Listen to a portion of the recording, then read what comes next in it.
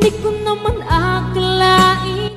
Narito tayo ngayon upang matunghayan at pag-usapan ng talaga namang napakainit at nagbabagang napaka-trending na issue ni Ate Erica. Sa pagpapatuloy nga ng ating istorya ay nandoon pa rin si Kalingap Val Santos Matubang sa bahay nila Ate Erica upang i-interview at makapanayam ang kanyang lolo at lola na naiwan, pati na rin ang kanyang ibang kamag-anak na nagagalit sa kanya. Sa vlog nga na ito ay sinabi nga din ng lolo ni Ate Erica na siya daw talaga ang unang vlog ni Kuya Ruel upang tulungan. Ngunit nabaling lang daw talaga ang focus kay Ate Erica at ginawa siyang Kalingap Angel. At dahil nga doon ay nagtuloy-tuloy na rin ang sikat ni Ate Erica. Tay, magandang araw po sa iyo. Ang pangalan mo, Tay? Miguel. Miguel. Surita. Ikaw yung unang gi-vlog ni Ruel? Umpo. Para tulungan. Siya po. Ngayon, bakit napunta kay Erica yung tulong? Ay, di ko nga po alam at siyang napukusan na nila Rab.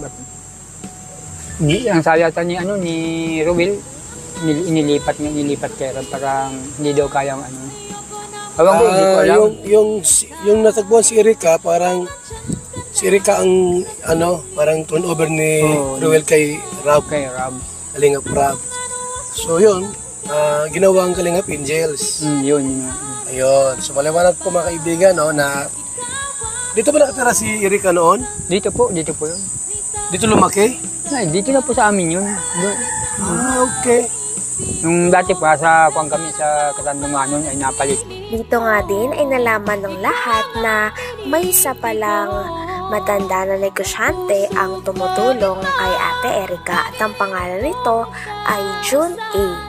Nakilala daw ito ng tita ni Ate Erica sapagkat nagbigay daw ito ng pera pampaopera sa mata ng lola ni Ate Erica. Ngunit kalaunan ay hindi daw ito napakinabangan o hindi daw nakuha ng lola ni Ate Erica ang pera na ito sapagkat hindi daw ito ay binigay nila Ate Erica. Kaya dito na nga rin nagsimula ang talaga namang malala at napakalaking gulo o hidwaan sa pagitan ni Ate Erica at ng kanyang lolo at lola na talaga namang nagpalaki, nagmalasakit at nagpaaral sa kanya simula nung siya ay bata pa. Lagi si Erica. Maliit pa yun sa amin. Kayo na nagpalaki noon? Kami na po, kapaaral. Ngayon, nasaan sila ngayon? Ay, nasa bagong bahay na po. May bagong bahay na po sila. Sino po ang nagpatayo ng bahay nilang bago? Ay, sila yata po. Sino po ang tumulong ang nagbigay na yung pampagawa ng bahay? Ayun, ang pag-aalam ko po, yung nga pong nakausap ng sila Miel daw matanda ko. Yung matandang Tanda? Ano yun? Ang alam ba ganun? June E yata yun. June A? June E. Matanda na ba yun? Sabi po, matanda na. Ate, ano ko lang, matanda na ba si June A? Tanda na po, siguro po mga 60 or 50 yan na ganun. Nakita mo na di pa? Nakita ko na po yun.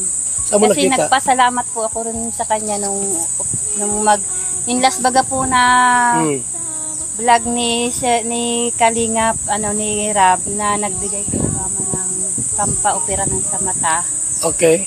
Ay hindi po namin alam na kakontak na pala po yun. Dito nga din ay nalaman nila na habang vlog daw pala ni Kalingap Rab si Ate Erica ay kakontak na ni Sheila May o ng ate ni Ate Erica si Sir June A na sponsor at negosyante. Kaya naman ang nangyari ay sinabi daw ni Ate Sheila May ni Erica kay Sir June A na huwag nang padaanin ng pera kay Kalingap Rab at diretsyo na lamang sa kanila. Kaya naman ito rin ang naging rason kung bakit umayaw na si Ate Erica magpa-vlog kay Kalingap Rab. At dahil nga dito ay napatayuan na nga si Ate Erica at ang kanyang ate na si Sheila May ng bahay, at nung nakapatayo na nga ng bahay ay hindi nila sinama ang mga tao na nagpalaki sa kanila na ang kanilang lola at lolo at ang iba pa nilang kapamilya. Kaya nagsimula ito ng hidwaan. Nagbigay ko ng pampaopera ng sa mata. Okay. Ay hindi po namin alam na kakontak na pala po ini Contact na nino?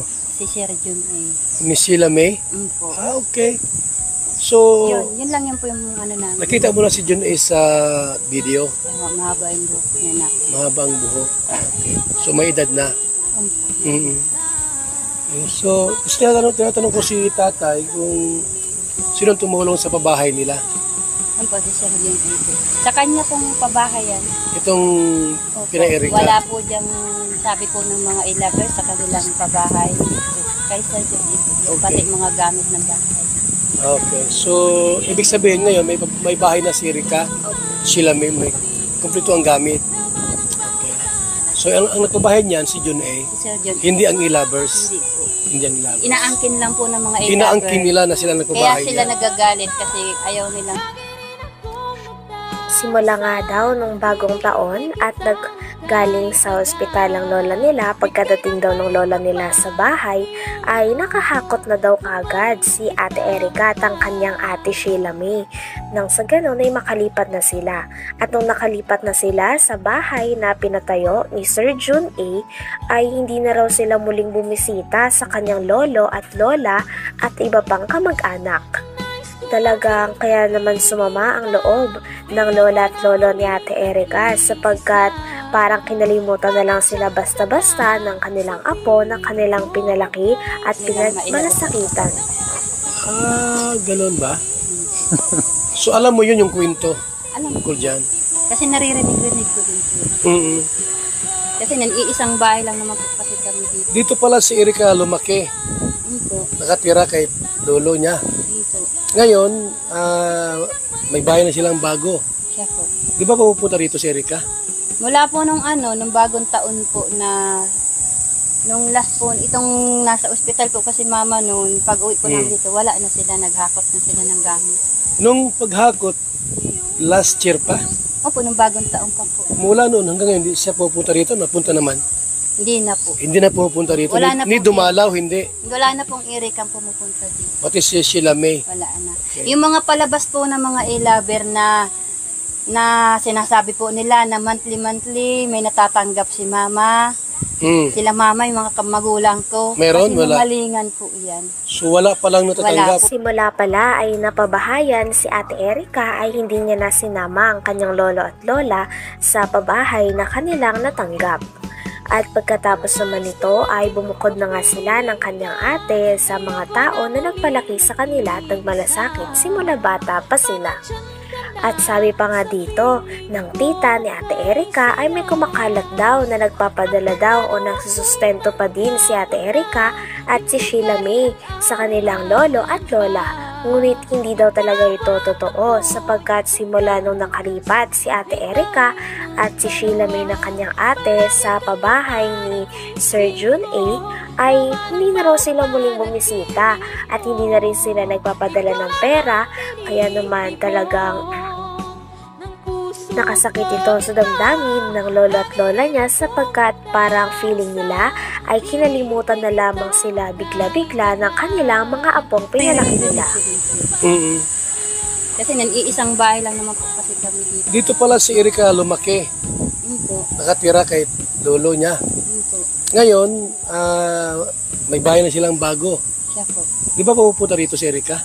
Mula po nung bagong taon po na nung last po, itong nasa ospital po kasi mama noon, pag uwi po namin dito, wala na sila, naghakot na sila ng gamit.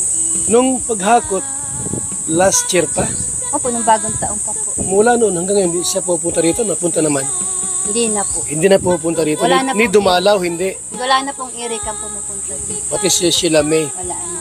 Yung mga palabas po ng mga e-lover na sinasabi po nila na monthly may natatanggap si mama. Sila mama, yung mga magulang ko. Meron? Kasi Wala. malingan po yan. So wala palang Wala natatanggap. po yan. Yun po yung gusto kong linisin po talaga na nalalaman po ng tao, binabaliktad po nila eh. Okay. Nakakaya pa.